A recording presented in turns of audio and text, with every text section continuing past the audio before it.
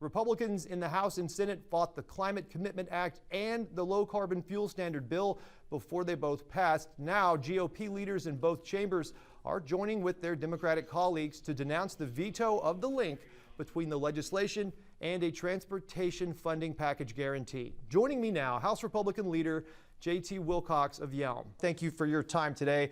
Now, you put out a statement in solidarity with the Democratic majority leaders in opposition to the governor's partial veto decisions on the carbon cap and low carbon fuel standard bills.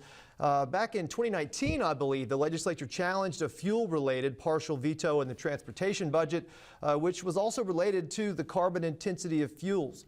What process does the legislature have to follow to challenge a veto in court, and what's your perspective on the governor's decision with this legislation?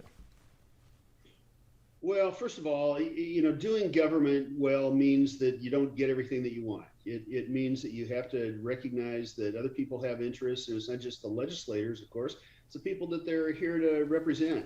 And so when you tear down something that was crafted in order to accommodate enough people to get it through the legislature, 50 votes in the House and 25 votes in the Senate, you are really tearing down, your ability in the future to drive agreement rather than just, hardcore smash mouth kinds of politics.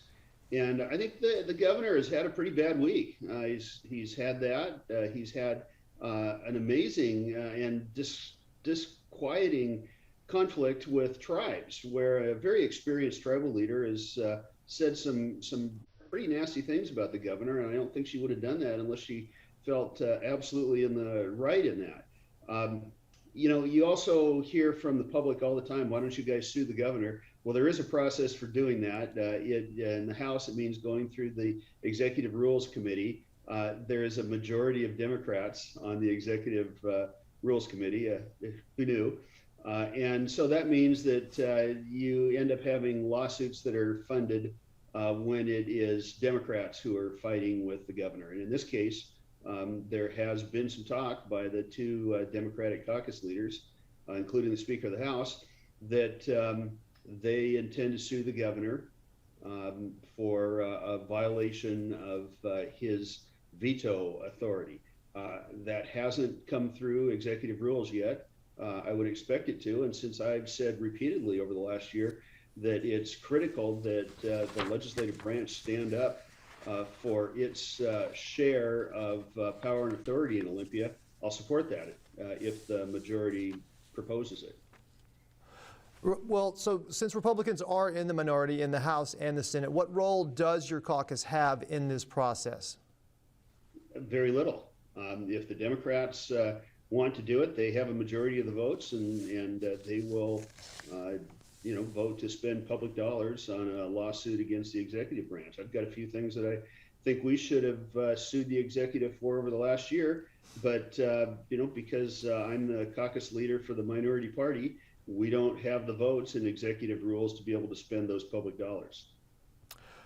So in response to the recent veto controversy, I believe you stated that the governor's unchecked power during the pandemic and the lack of legislative rails, basically, things to put or to check governor's emergency powers, maybe naturally led to this overstep, in your words, I believe, of power with regards to the pen in terms of the veto. But the governor has made a partial veto that was controversial before the pandemic. So is that really a fair comparison, or do you think that those two things are likely linked? The lack of legislative oversight leading up to where we are right now, and the most recent controversy surrounding these bills? Yeah, there are similarities and dissimilarities in this. I have no question in my own mind that the fact that the two Democratic caucuses have failed to even discuss in public any reform to executive powers, emergency powers, has led the governor to believe that there is no check on him. And this week, when you have seen quarrel after quarrel with important parts of his own coalition, I think reinforces my belief that the fact that Democrats have let him do this for almost 500 days now, means that his experience is that there's not a check to the executive. I think absolutely overreach without any effective legislative pushback just leads to more overreach. The governor, in vetoing the provision we've been talking about, did reinforce his public support for a transportation funding package, and he asked legislators to begin preparing for a special session. So if there is a special session on transportation, what are your priorities? What are your caucus's priorities, and maybe the funding decisions that you're most inclined to protect and to fight for?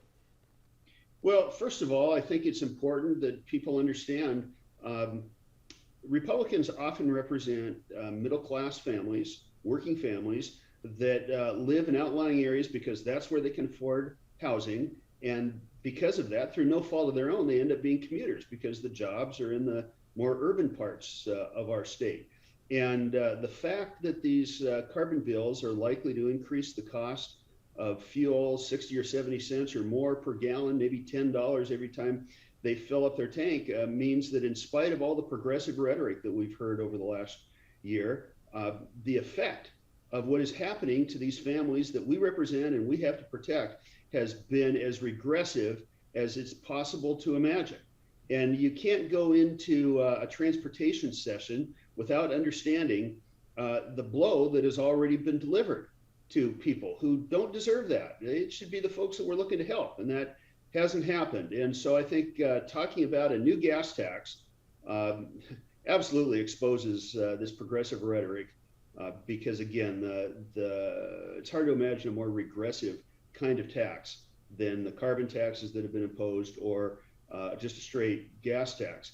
There are some other pretty good ideas that have been proposed by both House caucuses, and that would involve taking the sales tax that already is paid on the sale of vehicles and maybe even other things related to automobiles. That tax is already being paid, and shifting that to transportation. If there were some discussion of that, I think you would see a lot more welcoming attitude towards transportation. And as you know, I've always been supportive of trying to create a stronger transportation infrastructure because it's a hard asset, and it's impossible to have an economy without a transportation infrastructure, especially in outlying areas. Okay, so we've got about 2 minutes left. I want to see if you can briefly respond to a couple of more questions if possible here.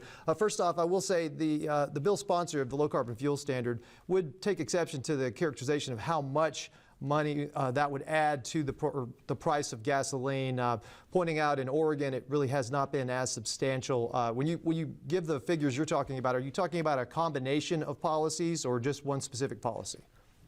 Well, there were two major carbon policies, cap and tax, and also low carbon fuel standards. And remember, these are phased in. And so you don't see the impact right away. That's a pretty good political move. And in Oregon and California, those have been phased in as well, and you haven't seen the full impact. But we've, I think, had access to quite a few studies that show that over time the impact is going to be like that. And, you know, the revenues aren't going to build roads. They're not going to build hard assets for the economy. A lot of them are going out of state and even out of the country. And so the sequence is all wrong. We should have been doing transportation infrastructure first instead of doing it last. Okay, so we've got just about a minute here. I want to get to broadband. What's your understanding of the confusion surrounding the double bill signing? The governor's signing two different broadband bills at the same time, which may or may not have conflicting provisions. I know that broadband infrastructure has been a priority for Republicans. Clearly, it was a priority for Democrats as well. But what do you think about that? We've got 30 seconds left.